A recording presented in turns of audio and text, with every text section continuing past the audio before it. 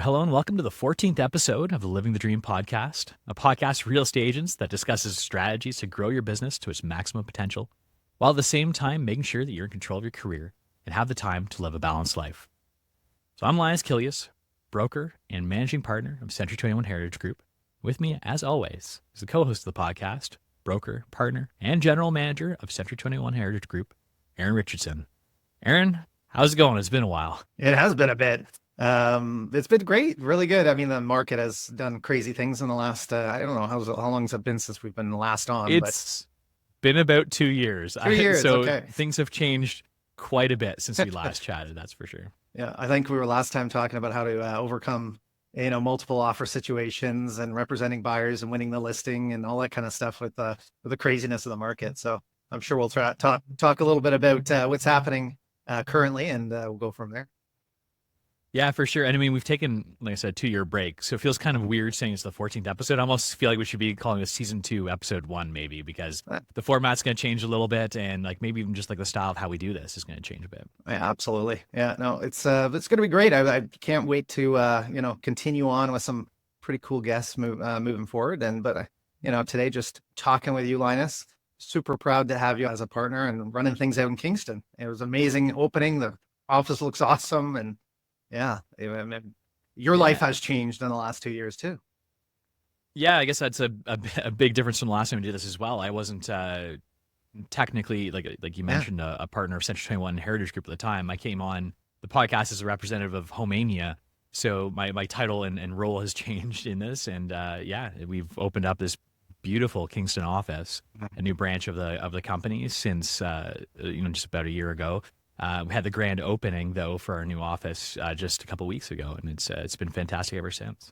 Yeah, well, welcome aboard. Super happy to have you as a day-to-day partner and moving things forward with the company. It's super exciting. The energy has just gone across the whole company of 8 offices. So everybody's talking about it. I like to say that we started podcasting. I think it was 2015, 2016 with like the Spotlight podcast ages ago. And I keep telling everybody that was Aaron's long play to get me involved in the company. I think you've been bugging me since day one of the podcast to try and get involved more on the Century 21 side. And finally, I remember just a couple of years ago being like, you know what, let's go forward and let's do this. And I couldn't be more excited. Absolutely, it was my plan all along.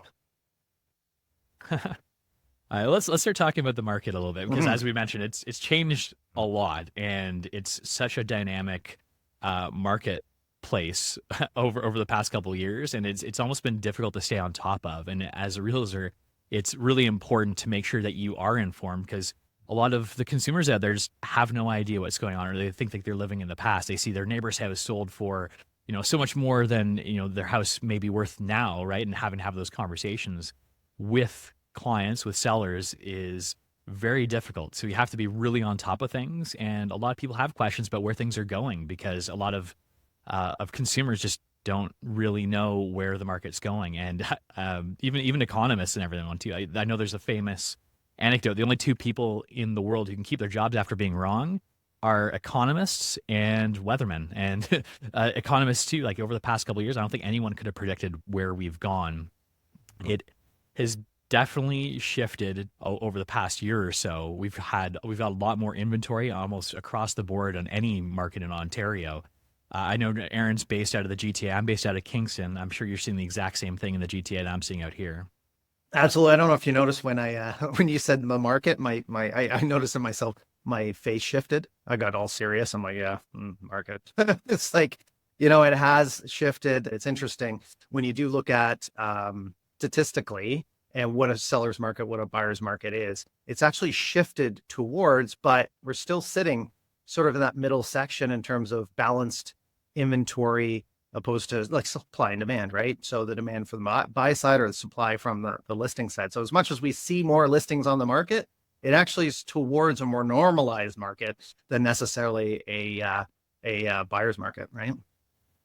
Yeah, it's funny how it just feels like it because of the craziness of the past, well, maybe not the past year, but the couple of years prior to that, where things are just flying off the shelves. There's next to no inventory. So now it feels like, you've got a listing. It's almost a luxury that coming in as a buyer, having a lot of different options to choose from, as before, like where you were stuck in competition like crazy. Well, let's back up a second. And so, in terms of that scale and a little bit of discussion about what creates buyer and seller markets, right?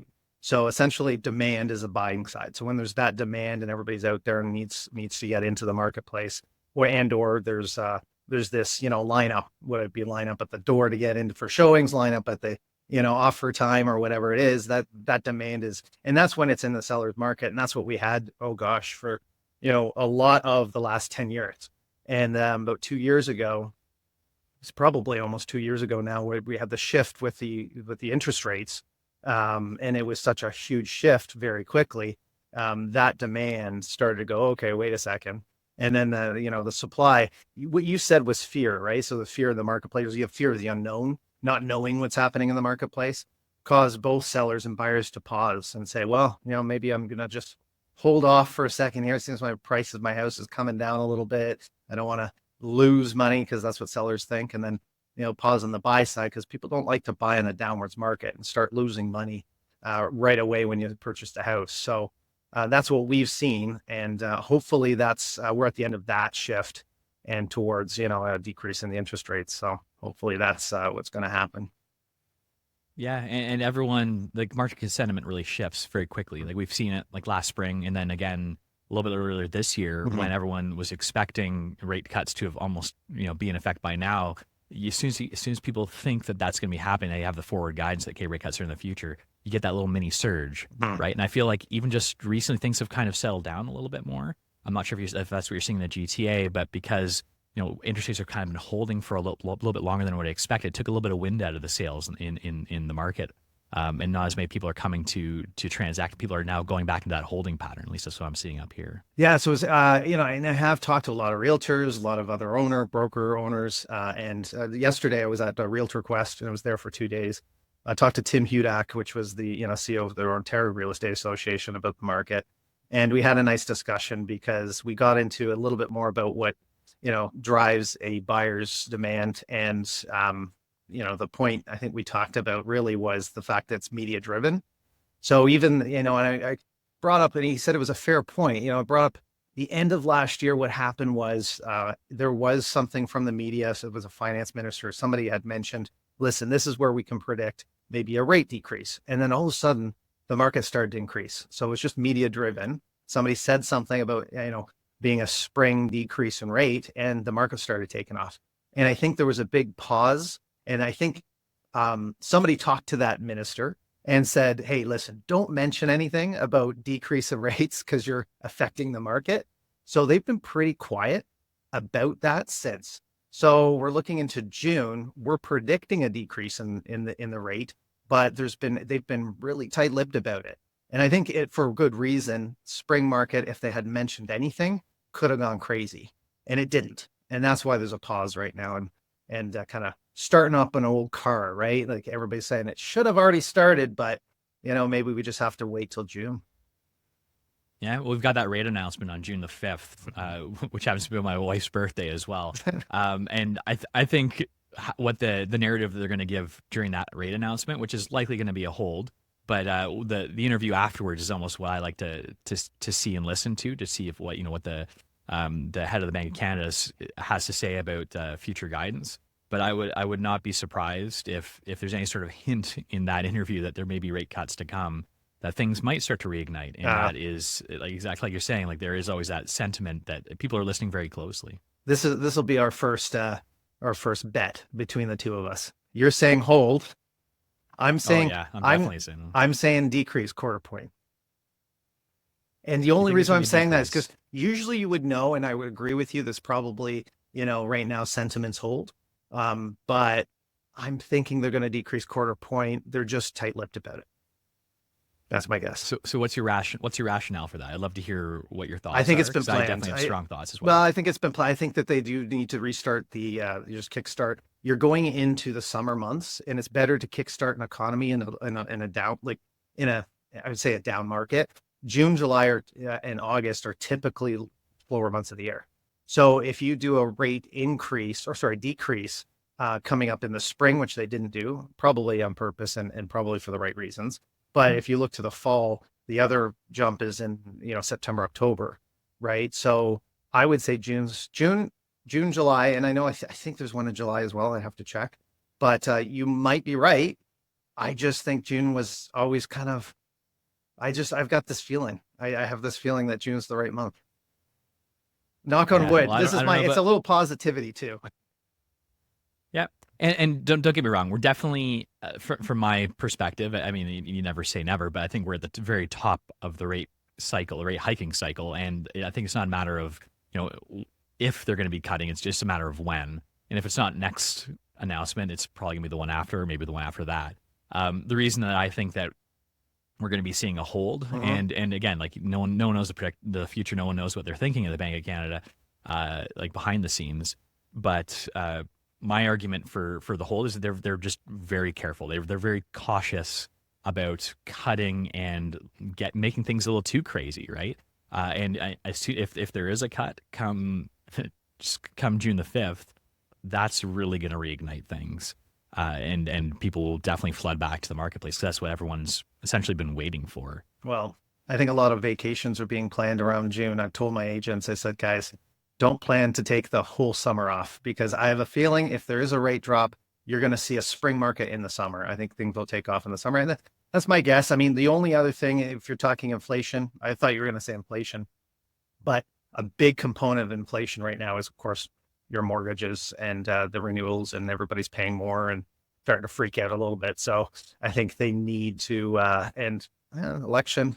I actually thought I thought the election was a little closer than I thought. And I think he's strategically going to start to, reduce that rate, get the economy going, and then go into an election on a positive. That's what I think his strategy is, right? Well, there's a big election south of the border right now, so if there's any sort of pressure on It's the true. U.S. Federal Reserve to cut rates, then that might be it there, right? And I know that the U.S. Fed as well as the Bank of Canada are supposed to be politically independent, but there obviously is Yeah, political pressure that gets exerted on those guys too. that's So true. one of the downsides of being the smaller neighbor to the north is sometimes we have to follow suit. And I know one of the big arguments for cutting rates in June was that the U.S. economy has been outpacing ours, Mm, and we have to keep up. So that is a bit of concern, and I do not envy the Bank of Canada governor and his job because there's so many factors, and interest rates are just one tool that they have, and just a small little change that market sentiment can shift. It's not just real estate; it's everything. It's the economy as well. It's investment in Canada can really set a different trajectory, and they need to be really careful what they do there because the last thing they want to do is reignite inflation. And I knew you thought I was going to talk about inflation, so I love talking about inflation. But the Bank of Canada, if they're going to fight a fight, it's going to be the inflation fight, and they want to make sure that gets under control. And sure. it's nearing there, but it's not quite there yet. The one thing I do want to talk about though too is a lot of our realtors, they've got clients who say like, oh, I want to wait until interest rates cut before getting into the market.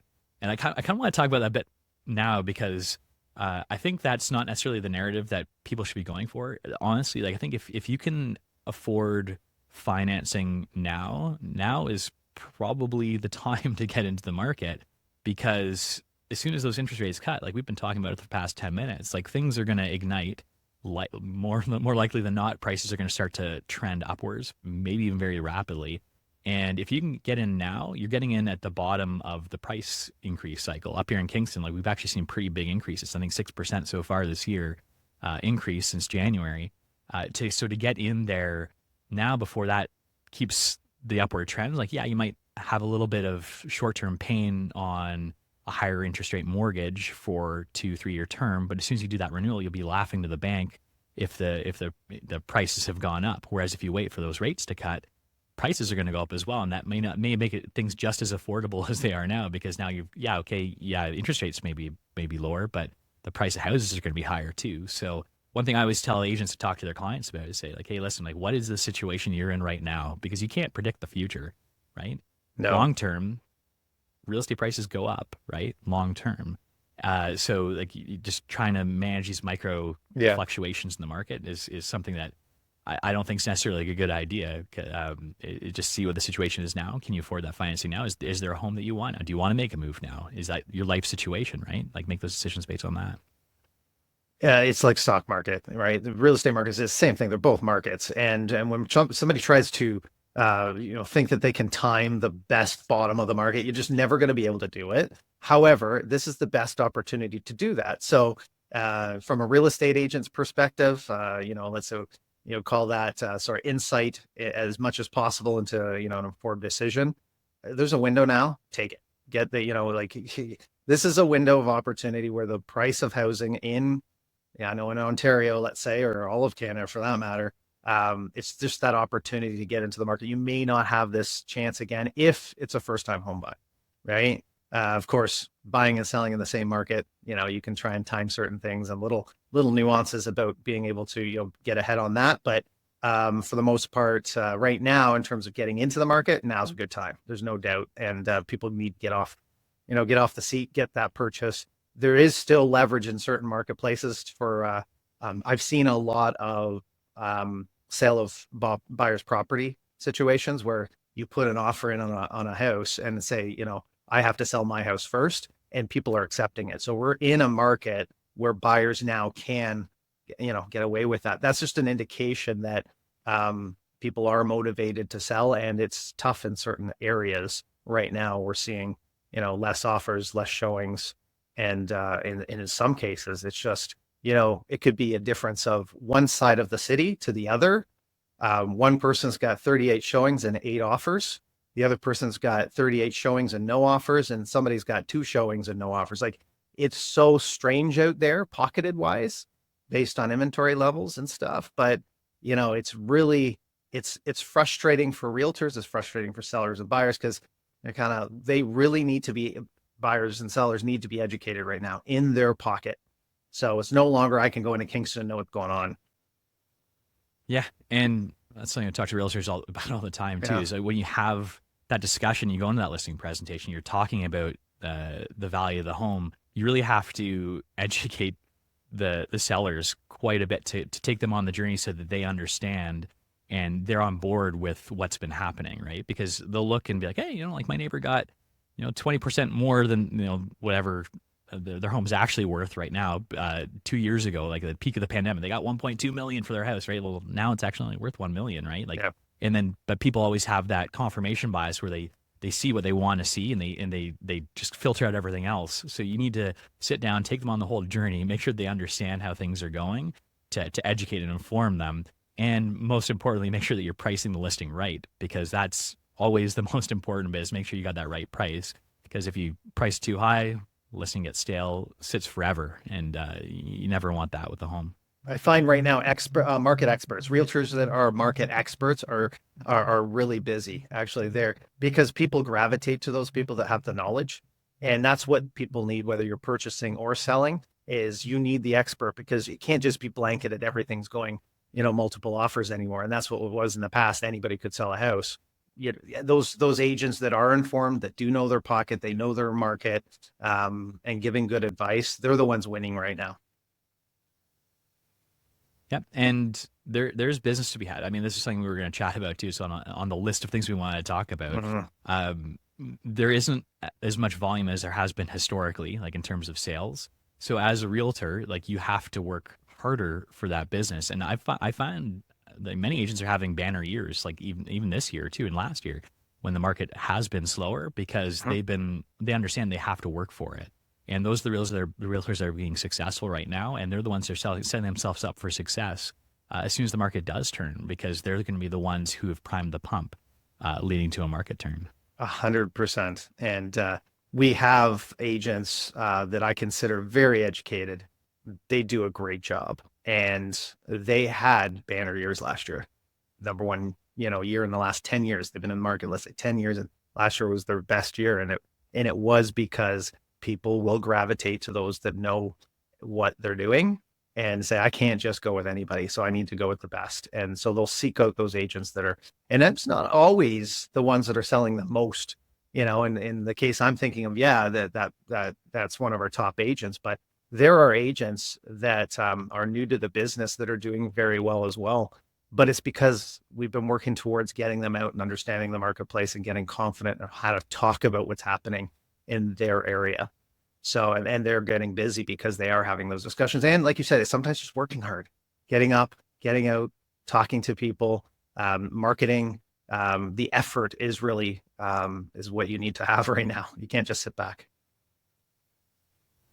Yeah, I mean, you've been doing this training accountability session with 3 realtors recently. Do you want to tell us a little bit about that? Because Yeah. I've adopted that, and I've used it for several agents at our office as well, and I've found it's been working really well to get people motivated. Because, like you said, uh, deals don't just fall into your lap like they may have a couple of years ago. You do have to work for it. You have to make sure you're staying organized and accountable. Yeah, well, so we started and I've done different types of coaching sessions in the past, right? So essentially giving the information that know your market, get out there, see as many houses as possible, have a business plan, have a great buyer's journey, a great seller's journey, and all these great tools in order to get busy. But the reality is I think most agents, they hear it, they know what they need to do. It's just there's no accountability. There's nobody saying, there's no boss, right? We're an independent contractor business that, we have to. So what we thought was take that gym buddy mentality that, get together as a group and let's this year look at 3 agents, a brand new agent to the business, somebody that has maybe struggled over the last couple of years, but they've been successful in the past. So a mid-level production, and then somebody at the higher end, a Centurion, a top producer. And let's look at what we can do with those 3 business models in front of the whole group. So they're putting their lives on display and their business plans on display. And let's learn and see if we can't get their business to double this year. So they all each had goals.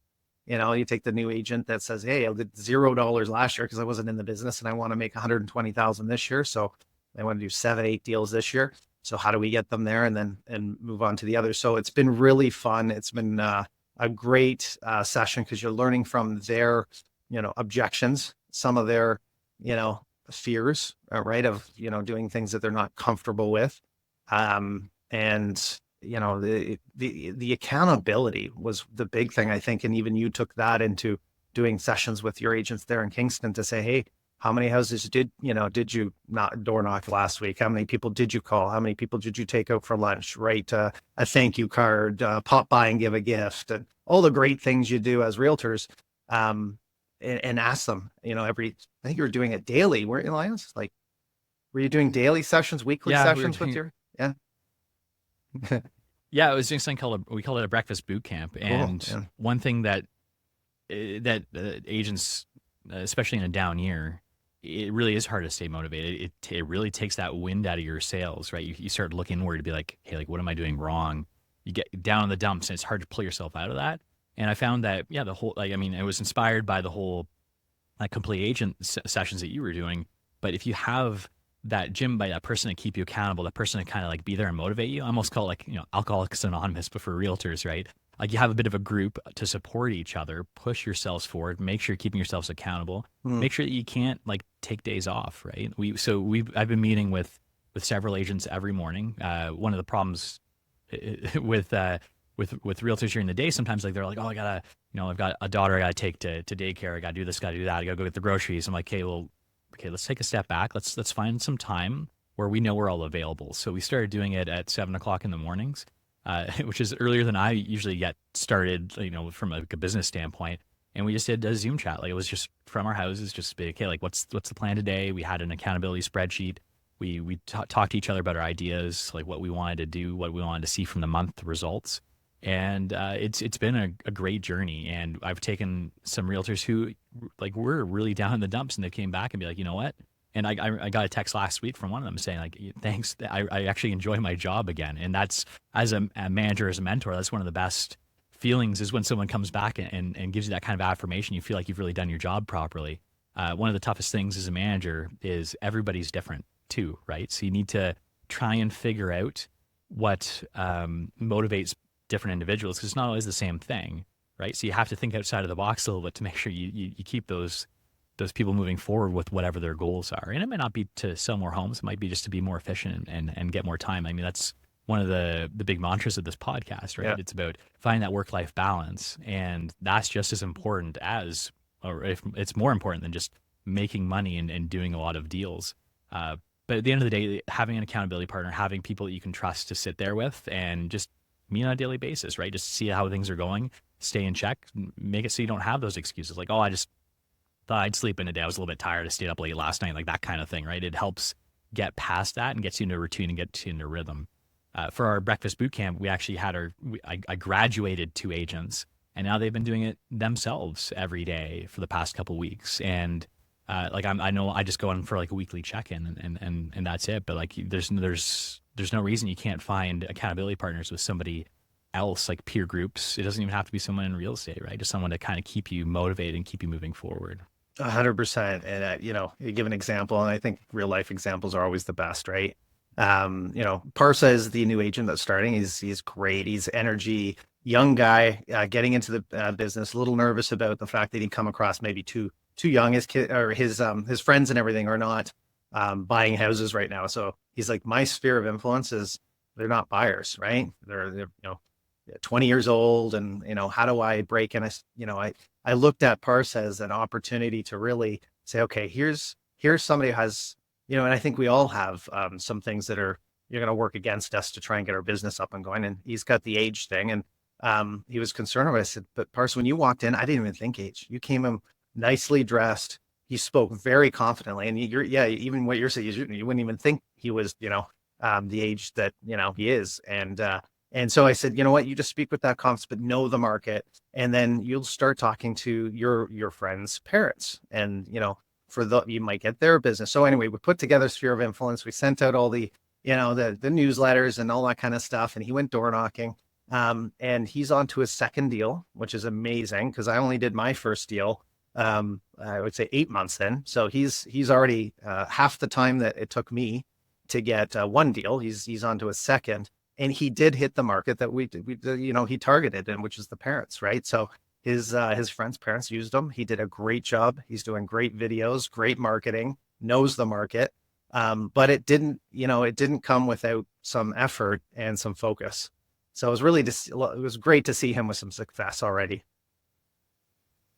Yeah, he's a one driven guy. Like Yeah. I was looking at some of the numbers too, and he's working hard. It's not falling into his lap by any stretch, and it's a unique individual to be able to do that. And I will not be surprised if sooner rather than later he's going to have a lot of Centurion awards sitting on the back of his shelf. Because he's a go getter, and like you said, at his age too, like that's amazing that you can jump in. You can and you have people look past that because it really is how you present yourself. Age is just a number, right? It shouldn't really matter. It's about the person, their knowledge, and like how they come across. And that's the important thing as a realtor to remember. I think it'd be great to have him come on the podcast, on the next podcast, even chat with us about the experience and not just Parsa. I mean, there's Mona and Tammy as well. And I love talking about Tammy's business plan because talk about living the dream. She is a Centurion Award winner. She is a consistently top producer, but she wanted to double her income. But she wanted to make sure she sticks with that plan of let's be honest, this is a tough one. Weekends off for a realtor, right? So she's now in her plan to take weekends off, leveraged, a buyer's agent, somebody that she partners with and works alongside, and starts to leverage other people's time and to as a team and as a partnership and giving good motivation. She's here every single day in the office with her partner Alona, and they do a great job because they're so motivated and they've got a bit different plan than what I would have thought. Because 85% of most agents' business, or I'd say the average agent business, comes from people you already know, and they are prospectors. They get out there, they find new business. So there was a nice journey along, opening up their business plan and seeing what they do to consistently follow up on leads and opportunities that came up from a cold call they made 4 years ago. And all of a sudden they've purchased a property 4 years later. Like that is just tenacity. We've been really cool with them. Watching how many people Tammy calls on a daily basis just blew my mind. I didn't think it was humanly possible to get through those kinds of numbers. But yeah, like you said, there's different ways to craft a business plan, to have a marketing strategy and a business strategy to get business, right? Hmm. And just because it's not one that um, that that everybody, like, well, most people, let's be honest, most people use with the sphere of influence Hmm. side of things. It doesn't mean it can't be successful doing a different strategy. So And then there's Mona, right? And this is great. It's been I was really lucked out in getting three different business plan people, and Mona is all sphere of influence. And no, I would say all. She does do prospecting, so that's good. But she's more of a traditional model, and of course, coming up in the C21 system, this is what we teach, and we really, it's a lot easier to market to those that know you, like you, want to use you, opposed to a stranger in the business. So we've really focused that to get their business up and going, and then you fill the pipe after. And she's got a pretty well-rounded business plan and doing really well as well. yeah. And through all this too, I mean, one of the great things about the training sessions that you've been doing is just the stressing, like, staying organized, being efficient with your time, right? Mm. And I love that example of Tammy, like, again, top level producer, double Centurion Award winner, and she wants to organize her life so she can take weekends off. Yeah. And that's an amazing goal to have, because at the end of the day, like, you can make as much money as you want, but like, you want to make sure you're happy as well, right? Like, you do have to find that. You do have to find that balance. Money helps with happiness, but it's not the be all end all. And I think a lot of successful individuals, in terms of financial success, would probably agree with that statement too. Oh, she enjoys what she does. She just said, listen, money is the secondary. I enjoy my calls, my clients that I work with. But I want to enjoy life, make sure that I'm happy, and come to work every day. Just like you know a traditional employee, let's say. She comes in every day, and I don't know how she does the business she does, because she still makes the calls. Like, there's no excuses with her. She does her calls, she does her follow up, and she's selling houses. And I'm like, she doesn't, those, I don't know, is it those agents where they've got a few things on the go and they come in, is like their head spinning. I got to do this. I got to do this. And she just walks down. She goes, yeah, just sold another house. I could learn a lot from her. And just in terms of that mentality, it's like, great. Like, she's successful. She's got a smile on her face. She has time to, to come on our training program and help other agents, but and as well sell a ton of houses. Like, it's just crazy. It's amazing. Yeah, amazing person to aspire to. And this is actually a good transition, because one of the last things we wanted to talk about Mhm. was just when you are planning, like, how you want to conduct business and just what your business plan is and how you want to move forward with things. One of the most important things to think about is what your vision is, your life philosophies and goals. And as far, grandiose and as that kind of stuff sounds, it's actually very important to figure out what kind of person you are and how you want to conduct your business. Yes. So we went to a conference, me and you, Aaron, Mhm. back in January, and you introduced me to Max Carbone, Mhm. who is an owner in the Century 21 family out in BC. And one of the first things he said to me, it was almost as soon as, like, I introduced myself, he's like, "Okay, Maya, so if at your funeral," right? And I mean, he decided to try and use it in a different light afterwards. But he said, "Okay, at your funeral, when you've got all your friends and family gathering around, talking about you and your life accomplishments. I mean, we've all probably been to funerals before, and you know that kind of scenario. Like, what do you want everyone to say about you, right? And that is, whatever your answer to that question is how you should guide your life in business, but personal life as well. And that really stuck with me, and I've used this as an anecdote many times with agents and realtors here, because you know that's a really good question. Like, how are you going to answer that? Is it that he's the richest person in the world? Probably not. But if it is, then that's your goal. That's great. But I'm really curious, Aaron, like, what your answer was. Oh, it's a hard question, man.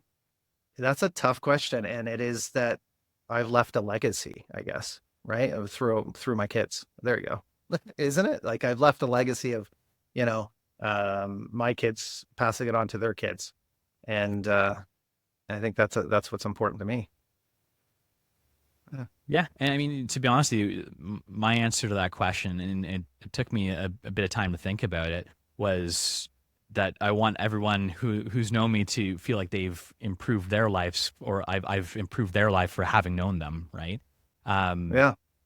and and I think that that's kind of baked into what our brokerage does as well, right? Like we're big into wanting to like help everybody else, and I've always thought that that's the primary focus on what we do, and it shouldn't just be about the money. It's about helping others, and if you do that properly and accordingly, then the money will flow through afterwards.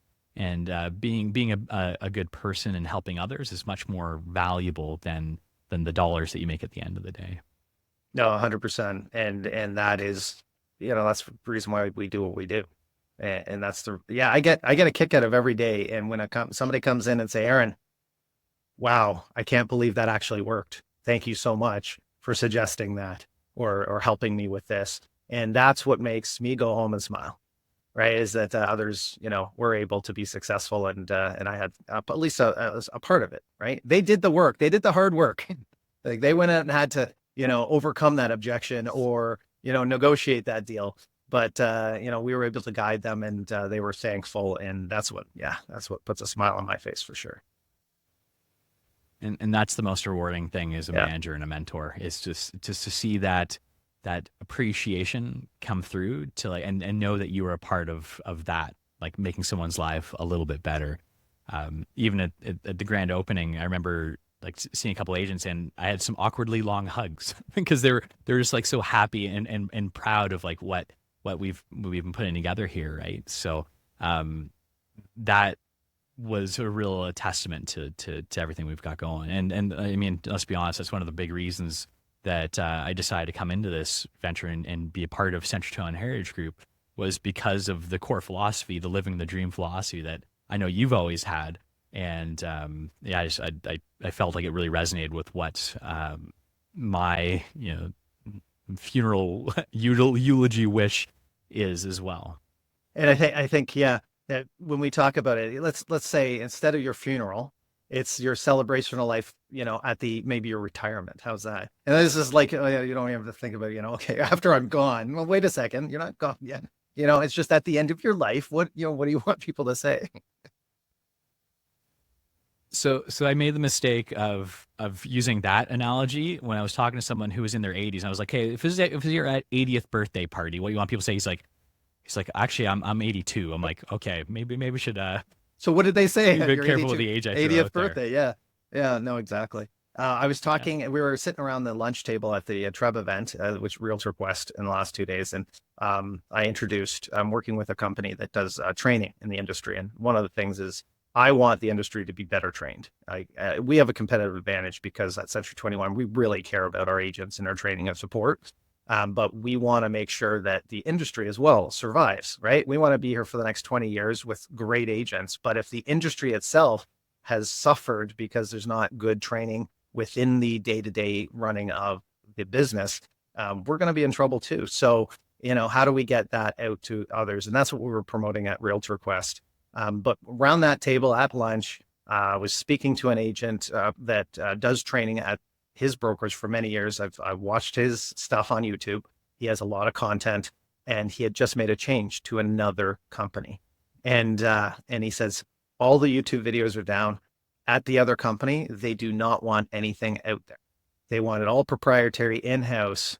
And I'm like, okay, different philosophy, different business plan. I'm not going to knock it, but I will tell you, that why not? I guess is my why not. I mean, we share. We share what we do at Century 21 amongst other Century 21s. Our YouTube channel, it's out there for everyone to see. Why? Because we do want people to know, one, that we have great training, but we also want people to know how to do it the right way. Because our agents are going to go into situations where they're dealing with other agents, and it is not going to go well for anyone if that other agent isn't properly trained. So I hope our industry does move in the direction of better training, better support within the brokerage models, and share and help each other out. Yeah. Well, actually, up here in Kingston, it feels like there is this big momentum push towards that as well. It almost feels like there's a new guard coming on, and I'm proud to say that we're a part of that Yeah. here, where there's a lot more I guess a lot less like looking into yourselves walled garden type thing, and everyone wants to collaborate, wants to share ideas, wants to help each other grow. And something we like to say all the time is like we're stronger together, right? Yes. And it's true. Like you can't live in a silo. You need to absorb as much information as you can, and having access to anything out there is very important. Like you said, just for like well-educated agents in general. Yeah, the one thing that you go on social media, and I think the worst form of marketing or advertising as an agent is when you say, "Hey, look what this person did wrong. I do it right." I think that's the worst, right? You don't put down somebody else to make yourself look better.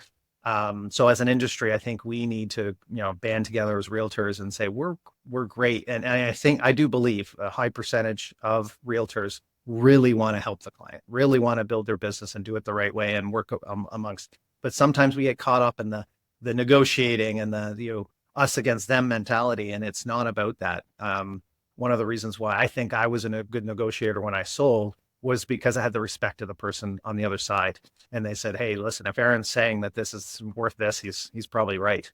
Why? Because I know he's got a great reputation in the industry. And having that reputation is very important. Like you 100% want to make sure that you can make things flow really well with the other agent. And it's not like you're gonna do anything like bad in that situation. Like having an agent on the other side that knows you by reputation, like you're still going to the bat for your client, right? You're still going to do the best, but at the end of the day, you can be like, hey, like I understand he's being professional. He's doing his job properly. Like I trust that he has educated his clients well, and like he's going to come through with like closing, right? So I mean, it helps in those multiple offer situations too. I know plenty of agents have been like, well, these two are pretty close, but I know that one agent in this one offer, that they've properly vetted their clients. I have more trust in the fact that they've gone through the due diligence. I'd have more confidence that this is going to come to closing with less trouble. And having that kind of reputation definitely helps. Talk to me a bit about, because I know one of the things that you've implemented in Kingston and did this over a year ago is the caravan tours and getting out and seeing other realtors at other brokerages and sort of banding together, go out, see the marketplace, understand the marketplace, and has that made a big difference being face to face with the people that you may have just maybe been on the phone with in the past? 100%. There was so in Kingston. I've talked to some agents who've been around doing this since the '80s, and they were like, "Yo, we used to do these tours." I mean, liquor laws, I guess, were a little bit looser back then. They were caravanning and having a good time along the way, and they're all saying like, "Well, we missed that camaraderie, that like talking, meeting other people that you chat to on the phone all the time, but get to meet them in person." So about a year ago, just not just for our brokerage, but for every brokerage in Kingston is welcome to it. We go around on a caravan tour. We see 5-6 listings all together from all different brokerages in town, and then afterwards we go to like a restaurant or a pub just for like a social drink and maybe a bite to eat. But it's a good opportunity not only to see what's on the market, right, and get a little bit of exposure for people's listings and maybe get some insights into what maybe your buyers are looking for, but it's the social networking aspect that I've been enjoying the most. Just because you do get to meet all these people, get to make these network connections, and I like I said, I think it's a big part of that whole inclusivity bit that does feel like it is really kickstarting. And people have been craving that since the whole COVID lockdown, where everyone did have those walls up because you couldn't get that face to face time. You weren't presenting as many offers, just emailing them over. Like everything seems so impersonal. So everyone's been craving that personal touch and those connections. And I think we're starting to move back towards it. So that's one of the greatest things about the caravan tour. I'm so glad that I started them here in Kingston because, yeah, like at the end of the day, we're all people. The pie is big enough where, yeah, okay, we're all in competition, but just getting to know everybody out there, being able to talk and get different perspectives on things is incredibly valuable. And just having that positivity going forward, I think is really important. Yeah, I miss these discussions. This is great. I'm glad we're getting back to the podcast. There's so much to talk about in the industry. I mean, it's just so multifaceted. We could talk about anything. So we're going to have some great content here. Yeah. Yeah. No, the funny thing is too, we can sit down and talk for hours. So we're going to have to edit some of these out. If anyone's watching this show afterwards, the recorded versions, they're going to have to, contact us to get the extended version because it's definitely going on close to an hour here. We're gonna have to cut it down for time, but no, it's been great chatting with Eryn. I'm glad that we're going to be doing this on a regular basis going forward. And just I guess this is probably a good place to wrap up the show. So what I'll just say now is if you like this show, you can find it pretty much wherever you find your podcasts online. It'll be up on YouTube. We're going to be posting it to social media as well. So just take a look for the Living the Dream podcast with Eryn and Linas and Century 21 Heritage Group as well. But yeah, just stay tuned for next week and the following shows as well. We're going to have a lot of great guests. We're going to have a lot of great things. And just get in touch with us. DM us on any of the social media networks. Comment on the shows and whatever platform you're watching or listening to this on. Because this is dynamic. We want to learn and grow from everyone else's advice and opinions as well. Yeah, we'll get some of those agents on here and chat with them and see what's going on, I guess, in the real estate market in their minds as well. So thanks again, Eryn, for coming and doing this with me this morning. And everybody who's watching, thanks for watching and have a great week.